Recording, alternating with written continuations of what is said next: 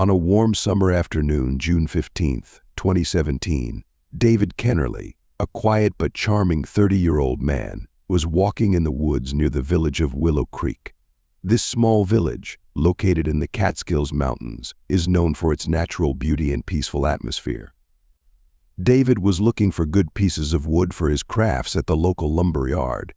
Although his life with his wife Sarah and daughter Emily seemed peaceful, there was an inexplicable emptiness in David's heart.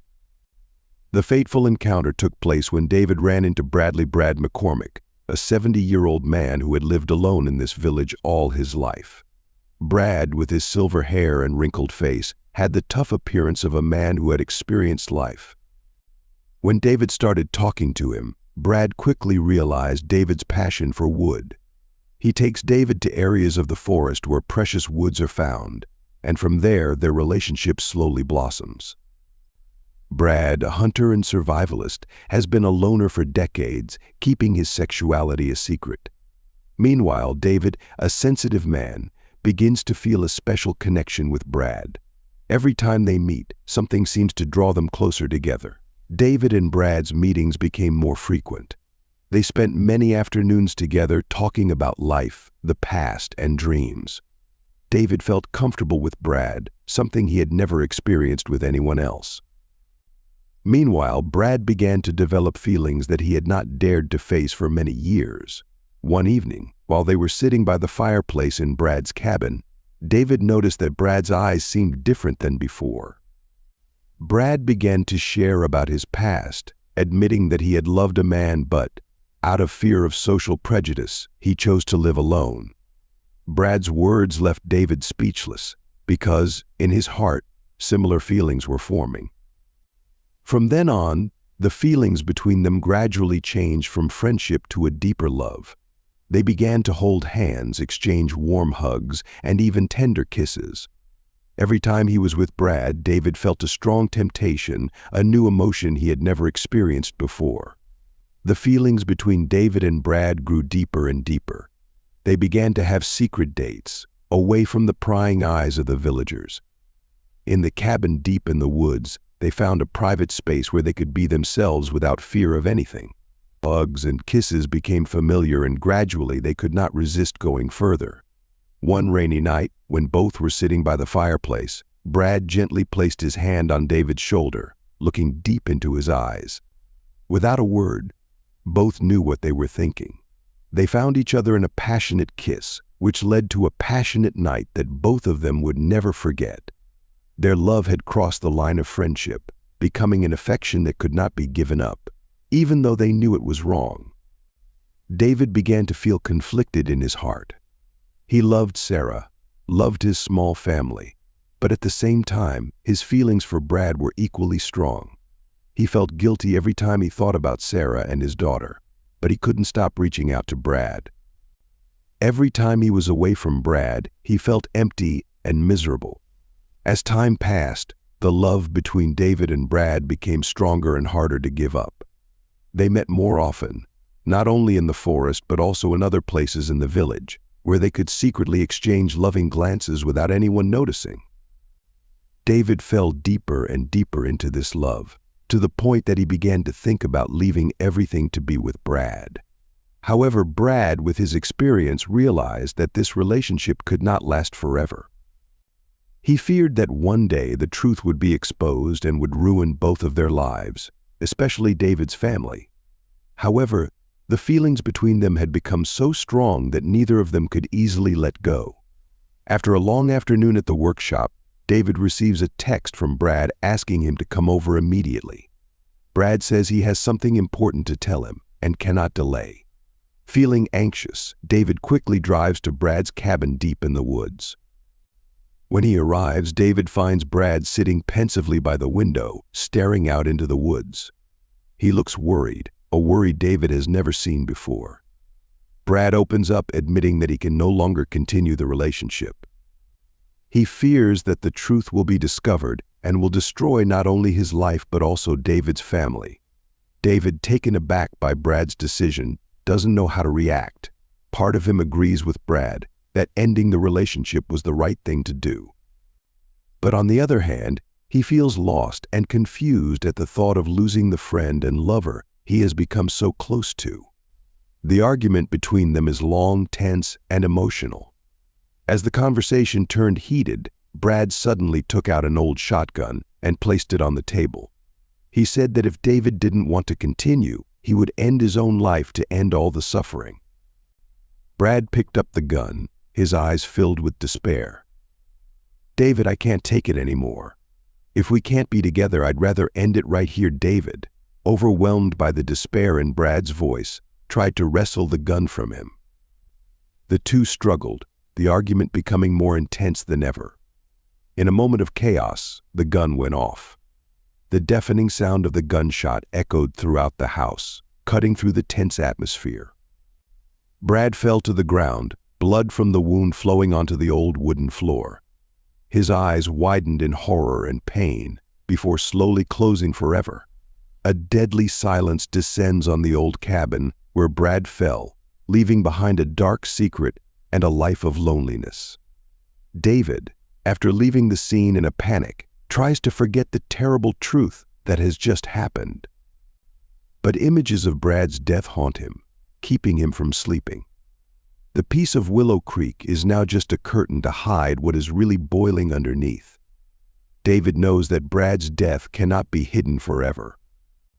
When the villagers discover Brad's body early the next morning, an investigation is quickly launched.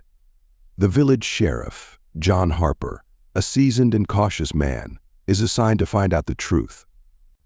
John, who has lived and worked in Willow Creek all his life, senses that something is wrong from the moment he enters Brad's cabin. Brad's body lies on the floor, an old shotgun next to it. Initially, everyone believed it might have been a suicide. Brad, old and alone, might have chosen to end his life in such a tragic way.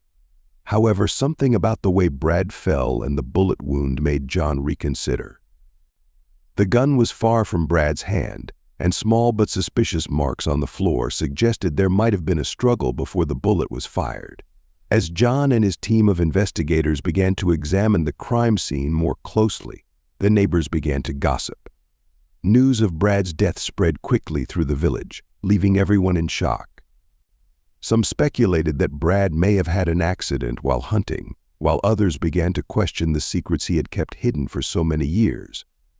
The villagers' curiosity grew when they realized that David Kennerly, a quiet but friendly man, had been a regular at Brad's house. Rumors of a secret relationship between David and Brad began to spread. Curious crowds flocked to Brad's house, creating a tense and oppressive atmosphere in the village. John Harper began his investigation by interviewing Brad's neighbors and acquaintances. Questions were asked about Brad's habits, lifestyle, and relationships. During this process, John noticed something unusual as more and more people mentioned the close relationship between Brad and David. One afternoon, John decided to visit David's house to interrogate him. The conversation between the two was tense. David tried to keep his composure, but his worried eyes and vague answers could not escape John's eyes. John sensed that David was hiding something, but there was still not enough evidence to charge him. The investigation continued to expand as evidence began to pile up and more strange clues appeared. At the scene, John discovered a jacket belonging to David that had been left behind, covered in mud and blood. The jacket was a key piece of evidence, but it was not enough to convict David. When asked about the jacket, David said he had left it at Brad's house when he went to help him with work in the woods, but he insisted that Brad was still alive when he left. Meanwhile, the investigation team also found some footprints around the cabin, leading to a deserted area in the woods. These footprints suggested that someone else may have been at the scene after David left.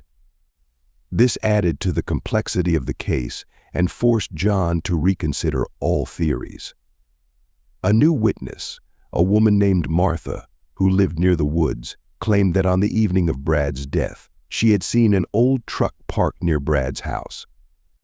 The car did not belong to David, and Martha's testimony added to the confusion.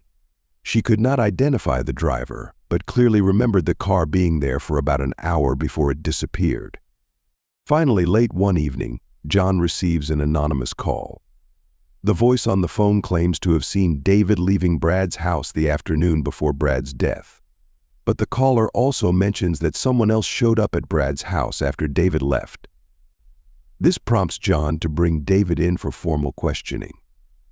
Under the relentless questioning and unbearable tension, David begins to crack. He admits to being at Brad's house that afternoon, but insists that he left before Brad was shot. David also admits that his relationship with Brad went beyond friendship, but denies having any intention of killing Brad. David reveals that Brad had threatened to commit suicide if their relationship didn't work out, which is why he argued with Brad that afternoon. The investigation becomes more complicated when the secrets of Brad and David's homosexual relationship are exposed. This discovery caused a huge shock in the conservative community of Willow Creek, causing people to begin questioning what really happened that night. As the investigation continues, John Harper discovers something surprising. Brad had a land dispute with a neighbor named Tom Richards, a man with a reputation for being hot-tempered and violent. Tom had repeatedly threatened Brad about expanding his hunting grounds, which Brad had always opposed. John begins to suspect that Tom may have had something to do with Brad's death, especially since the truck Martha saw looked very similar to the one Tom used. John decides to question Tom, but Tom adamantly denies any involvement in the case. He admits to arguing with Brad over the land, but claims that he was home with his wife on the night of Brad's death. However, Tom's testimony is not convincingly corroborated by his wife, which makes John even more suspicious. Meanwhile, investigations into Brad's finances also reveal that he had a large loan from a man named Vincent, a prominent antiques dealer in the area. The loan was made just months before Brad's death and has yet to be repaid. Vincent, a man of cunning and power, becomes a new suspect when John discovers that Vincent has been threatening Brad for not paying the loan on time. Many thrilling plot twists, many characters are revealed, but among them, one will be a criminal and will face the punishment of justice. The investigation into Brad McCormick's death drags on, and the pressure on Sheriff John Harper grows. John knows he can't let the case remain an unsolved mystery, especially when the Willow Creek community is in a state of panic and uncertainty. Faced with multiple suspects and conflicting leads, John's job becomes more complicated than ever. As the investigation progresses, two initial suspects, Tom Richards and Vincent, the antique dealer, are gradually eliminated from the list. After careful investigation, John discovers that both have solid alibis and no signs of foul play. Tom Richards, despite his dispute with Brad over land, proves that he was home with his wife at the time of the crime, and this evidence is confirmed by his home security cameras. Vincent, who had been suspected due to his debt to Brad, also provided ample evidence that he was not present at the scene at the time and had nothing to do with Brad's death. Eliminating Tom and Vincent from the list of suspects forced John to focus on other details of the case. When reviewing the evidence he had collected, John discovered an important detail that had previously been overlooked. Brad's shotgun had fingerprints from David Kennerly, but they were not a perfect match, as would be the case in self-defense or an argument. The fingerprints appeared to have been intentionally erased, giving the impression that they were incomplete. This raised suspicions that someone had deliberately created a fake crime scene. John decided to focus his investigation on David, who had been involved in a strange relationship with Brad. Although David had claimed that he had left the scene before Brad died, the tension in his testimony and David's unusual behavior made John deeply suspicious. John decided to interview David again. This time he was more prepared, bringing all the evidence and statements he had.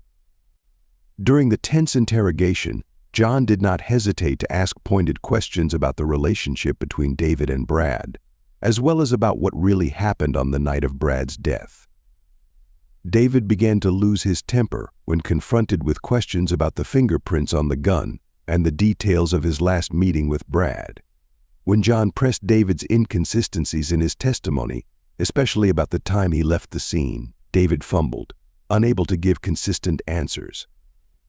In a tense moment, David broke down and admitted that he had been at Brad's house at the time of Brad's death, but tried to justify it as an accident.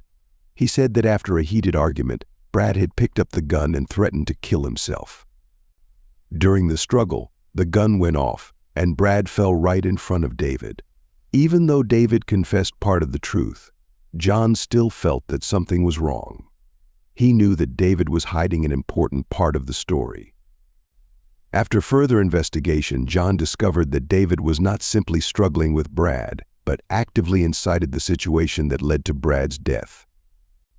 John discovered that David, trapped in a complicated relationship with Brad, felt pressured when Brad threatened to go public with their relationship. David, in desperation and fear of losing his family and honor, decided to act first. He deliberately provoked an argument and pushed Brad into a dead end. When Brad pulled out the gun, David took advantage of the situation, creating a fake crime scene to cover up his murder. With the newly discovered evidence, John forced David to face the truth. Cornered, David finally admitted that he had killed Brad. He testified that in the chaotic moment, when Brad picked up the gun, David deliberately grabbed the gun and pulled the trigger, ending Brad's life in fear and despair. After collecting enough evidence and completing the investigation, John officially charged David Kennerly with murder. David's trial became a major event in the Willow Creek community. The villagers, who had been filled with anxiety and suspicion, could now breathe a sigh of relief, knowing that the real culprit had been brought to justice. During the trial, David tried to justify that his actions were in a state of panic and that he had no intention of killing. However, the overwhelming evidence in John's testimony did not leave him any chance to escape punishment. In the end, David was sentenced to life in prison without the possibility of parole, bringing a fitting end to the case. Willow Creek, after the storm, gradually returned to its original peace. The hidden secrets and crimes were exposed under the light of justice. John Harper, with determination and perseverance, completed his mission, bringing peace to this small community. But deep down, John knows that this case will leave a lasting mark on everyone, a lesson in what happens when love, secrets, and betrayal intertwine. The price of crime is inevitable, and justice, though it may come late, will never escape the perpetrator.